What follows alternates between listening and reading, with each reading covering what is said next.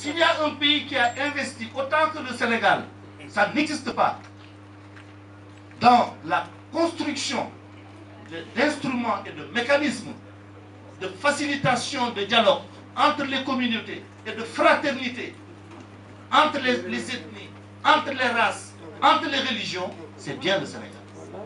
Aucune société n'a investi autant sur des instruments de facilitation, de convergence et de régulation. Aucune société au monde, on peut s'en prévaloir.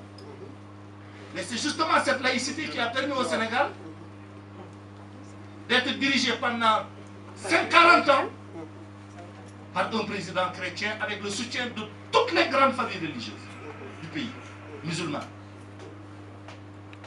Donc s'il y a un pays où le débat sur la laïcité, ce qu'on tel posé en ces termes, n'a aucun sens, c'est bien le Sénégal. Et puis maintenant, pour en finir sur ce point, la laïcité c'est quoi? C'est quoi la laïcité? La laïcité repose sur 3 principes. Le principe du respect de la liberté de conscience. Chaque citoyen a la liberté de vivre ses convictions philosophiques et religieuses. Respect strict de la liberté de conscience. Et l'État a la responsabilité de veiller à ce que chaque citoyen puisse vivre complètement ses convictions philosophiques et religieuses et philosophiques.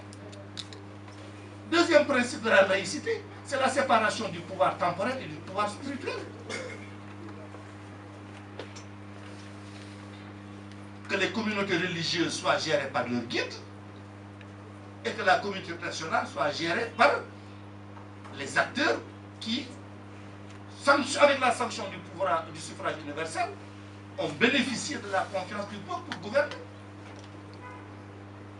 Et le troisième principe, c'est l'équidistance de l'État par rapport à l'ensemble des autres communautés. Que les droits de chaque communauté soient rigoureusement respectés. Mais c'est ça que le président Macky Sall demande qu'on renforce.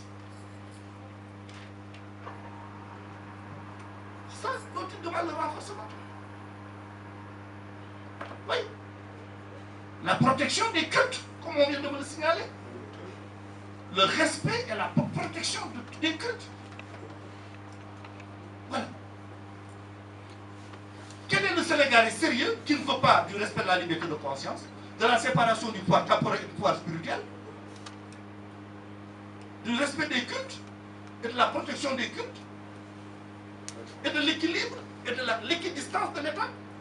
Mais c'est ça, voilà le contenu concret de la laïcité.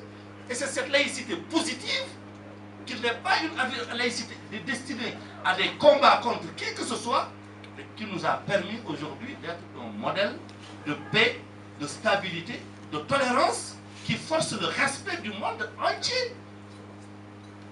Donc ceux qui veulent introduire ce débat pernicieux, ils le font de façon délibérée pour installer notre pays dans une pagaille. Mais heureusement que le peuple sénégalais est un peuple suffisamment mûr, suffisamment mature pour ne pas se laisser prendre dans ce piège. Voilà les quelques propositions.